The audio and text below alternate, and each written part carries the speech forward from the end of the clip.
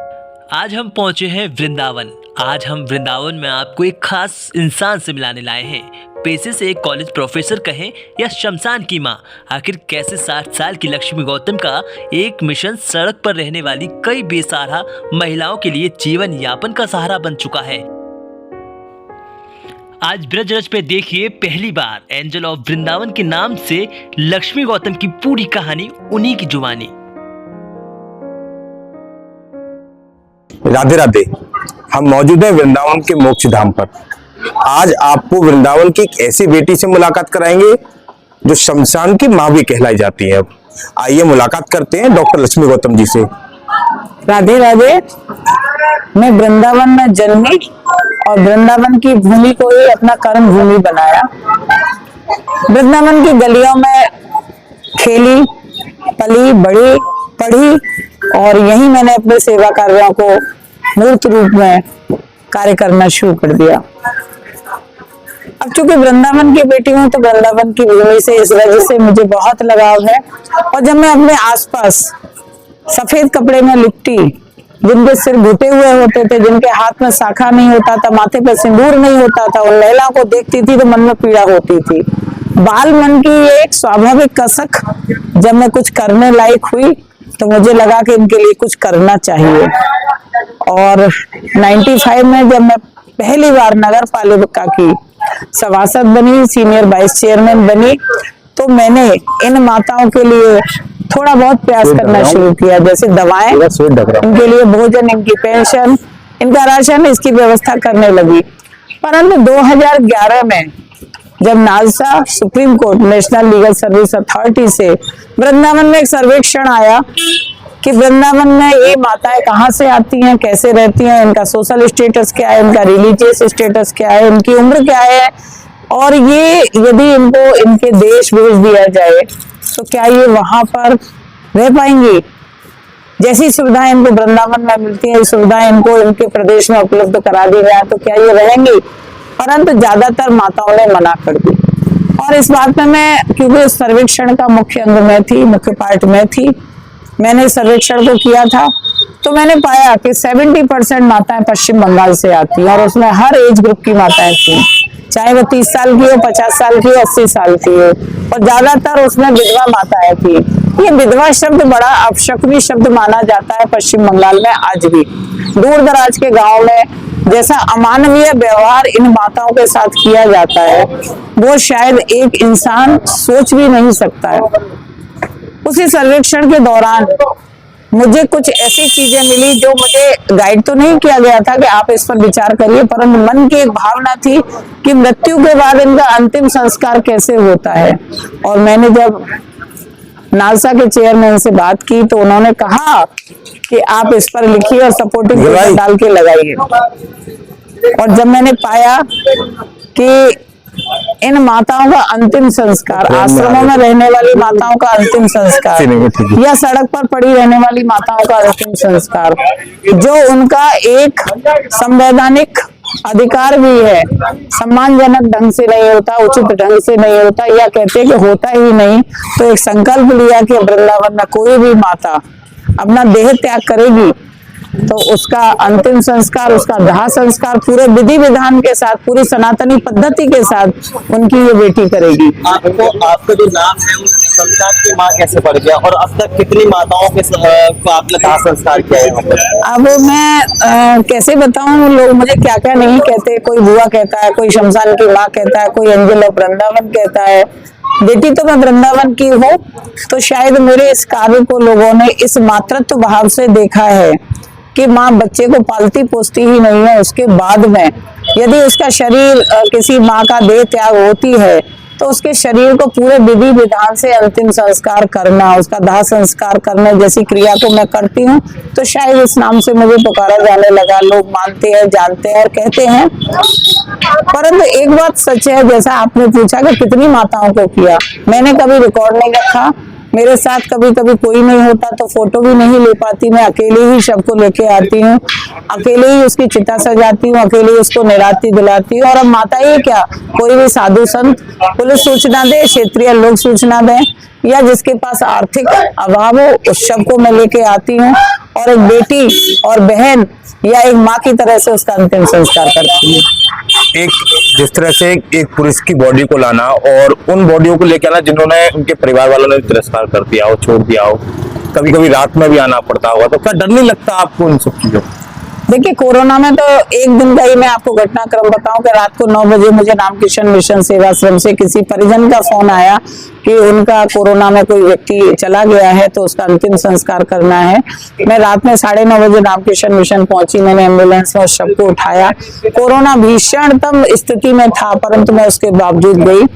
मैं जहाँ सब लेके आई और मैं उसका अंतिम संस्कार कर ही रही थी कि दूसरा फोन आया लगभग 11 बजे। दूसरी बॉडी भी मुझे वहीं से उठानी थी और आप आश्चर्य कहें या दुखद घटना है कि तीसरा फोन, जब मैं रास्ते में थी तो तीसरा फिर फोन आता है और रात में 2:30 बजे मैं अपने घर पहुंची। तो बीच में मेरे बच्चों का, मेरे पतिदेव का फोन आया कि आज पूरी रात शमशान घाट पर ही रहना है। तो 9 बजे से लेकर 2:30 बजे के बीच में मैंने 3 लोगों का अंतिम संस्कार किया था। मैंने सुना है कि आपके जो परिवार है उसके बारे में बताया और एक एम्बुलेंस भी आपकी चलती है जो हमेशा निराचित होगी, वो क्या है उस एम्बुलेंस की कहानी जो आपको मतलब सबकी सेवा में करती है, परिवार से लेकर एम्बुलेंस तक की कहानी? 2016 में एक घटनाक्रम ऐसा हुआ कि दिल्ली में पति पत्नी अपने बच्चों के बंधक थे, बेटों ने बंधक कर रखा था और पति का हाल बहुत खराब था। उनकी पत्नी ने वृंदावन से किसी से संपर्क करके मुझे फोन मिलाया और दिल्ली पुलिस से मैंने संपर्क करके उन पति पत्नी को दिल्ली की एम्बुलेंस से वृंदावन बुलाया और यहाँ मायावती 100 शैय्या अस्पताल में उनको एडमिट कराया। चौथे दिन वो बुजुर्ग खत्म हो गए तो मेरे पास एम्बुलेंस उस समय नहीं थी। मैं बहुत परेशान रही। मैंने वृंदावन में कई जगह फोन किया उनके शव को ले जाने के लिए परंतु मुझे कहीं से भी सहयोग नहीं मिला। तो मैंने ई रिक्शे में उनके शव को ले जाने के लिए जब तैयार हुई तो मुझे एक डॉक्टर साहब है, उन्होंने कहा कि नहीं, आप हम एम्बुलेंस मंगाते हैं। उसी दिन मैंने प्रण कर लिया था ये नई नहीं खरीद पाऊं पर पुरानी तो मैं लूंगी और कुछ दिन बाद ही मेरे पास एक एम्बुलेंस थी जिसमें हम शवों को ले जाती हूँ। कितना अच्छा लगता है जब इन सभी के कामों के बीच में आप रहती हैं, क्योंकि सबसे हटके एक अलग काम है। एक मन में किस तरह की संतुष्टि होती है इन सबको कर? ये काम नहीं है, ये दायित्व है जिसे मैंने लिया है। ये एक पावन संकल्प है। जिस समय मुझे आश्रय सदनों में जब मैं सर्वेक्षण कर रही थी मुझे मालूम पड़ा था कि शवों का अंतिम संस्कार नहीं होता है या सम्मानजनक ढंग से नहीं होता, मैंने उसी दिन संकल्प लिया था और मैं अब इसे अपना पूरा कर्तव्य मान के पूरा करती हूँ। और आपको बताऊं कि जब मैं किसी अंतिम संस्कार के बाद घर में लौटती हूँ तो रास्ते में मुझे लगता है कि शायद मैंने आज फिर एक अश्वमेध यज्ञ किया है। कई घर वालों ने रोका नहीं, टोका नहीं, कई बच्चों ने कुछ? देखिए, मैंने भी बताया ना कि उस रात को मैंने 3 शवों का अंतिम संस्कार किया। कोरोना चरम पे था। मेरे बच्चे कह रहे थे कि आप घर पर नहीं है, आप शमशान स्थल पर है, क्योंकि मेरे तीनों बच्चे बाहर जॉब में है। बोले वीडियो कॉलिंग करके दिखाइए। तो मैंने उनसे कहा कि नेट नहीं है मेरे में और यहाँ नेट काम नहीं कर रहा। तो बोले कि नहीं, तुम दिखाओ। तो मैंने बताया मैं शमशान घाट पर हूँ, मैं डायबिटिक भी हूँ, तो मुझे बहुत डर था कि मुझे कोरोना इफेक्ट नहीं करे, परंतु ईश्वर ने बड़ी रक्षा की और आज मैं आपके सामने हूँ। तो कुल मिला के घर में कौन कौन है आपके, वो जरूर बताएं। और दोनों सबसे बड़ी बात ये है कि आप अपनी सैलरी से करते हैं कि वो चैरिटी आपको मिलती है? मेरे पतिदेव स्टेट बैंक से रिटायर्ड है। मेरा बड़ा बेटा साइंटिफिक ऑफिसर है, बहुत बड़ी पोस्ट पर है। छोटा बेटा मेरा मर्चेंट नेवी में कैप्टन है। मेरी बेटी जज है, इस समय CGM हजारीबाग है। और मेरी दोनों बहुएं भी बहुत मतलब ऑनलाइन क्लासेस लेती है। छोटी बहू है, बड़ी बहू भी तैयारी कर रही है। ये मेरा परिवार है, एक पोता है, एक नातिन है। और रही चैरिटी की बात, जब तन मन से मैं कर रही हूँ तो मोदी जी ने खुद मुझसे आग्रह किया था जब 2015 में मुझे PM हाउस बुलाया था और मेनका गांधी जी से कहा था कि ये बहुत अच्छा काम कर रहे हैं, इनके लिए कुछ आर्थिक सहयोग होना चाहिए। तो मैंने हाथ जोड़कर उसे यही निवेदन किया कि श्रीमान, आपने नौकरी दी है, नौकरी से सैलरी मिलती है, तो वो मेरे लिए काफी है, वो भी सरकारी गारंटी है मेरे लिए। CM योगी से लेकर PM मोदी तक आपके कामों में सभी खुश रहते हैं। राष्ट्रपति जी भी आपको मिले थे, कई पुरस्कार मिले। कौन कौन से पुरस्कार अब तक आपको मिल चुके हैं और कहाँ कहाँ तक ये सम्मान आपका पहुंचा है? देखिए, सबसे पहले मुझे 2013 में रिलायंस हीरो का अवार्ड मिला था, जो रिलायंस हीरो फाउंडेशन ने दिया था। 2015 में भारत का सर्वोच्च महिलाओं को दिए जाने वाला जो पुरस्कार होता है, नारी शक्ति पुरस्कार, उसके लिए मुझे बुलाया गया था और उत्तर प्रदेश की प्रथम महिला मैं हूँ जिसे ये पुरस्कार मिला है। और राष्ट्रपति प्रणब मुखर्जी जी के हाथ मुझे मिला था। 2016 में फिर वुमेन ट्रांसफॉर्मिंग इंडिया अवार्ड, वो भी मुझे भारत सरकार के द्वारा दिया गया था। पुनः मुझे 100 वुमेन अचीवर अवार्ड राष्ट्रपति महोदय द्वारा 2016 में ही दिया गया। इसके अलावा देवी पुरस्कार मुझे माननीय योगी जी के हाथों मिला है, एसटी वुमेन अवार्ड मिला है। ऐसे कितने अवार्ड हैं जो मुझे मोदी जी और योगी जी के हाथों मिल चुके हैं, जिसमें सर्वोच्च पुरस्कार जो भारत सरकार द्वारा दी गए 2019 में अगेन मुझे वेब वंडर वुमेन मिला है। और अभी 2023 में मुझे एट होम कार्यक्रम में राष्ट्रपति हमारी आदरणीय द्रौपदी जी मुर्मू जी ने मुझे बुलाया एट होम कार्यक्रम में, और उत्तर प्रदेश से शायद मैं अकेली थी जिसमें केवल कैबिनेट और पूर्व राष्ट्रपति और वर्तमान राष्ट्रपति और प्रधानमंत्री जी रहे थे। और उसमें जाकर मैं बड़ी गौरवान्वित हुई कि मुझे पता नहीं किस तरीके से उन्होंने कॉल किया और मुझे राष्ट्रपति भवन बुलाया था। आप एक शिक्षिका भी हैं, कर्तव्य जो आप समाज के प्रति निभा रही है, क्या वह शिक्षा में आपके सम्मिलित होता है बच्चों को? देखिए, मेरे बच्चे मुझे एक प्रोफेसर के अलावा इस काम से ज्यादा जानते हैं।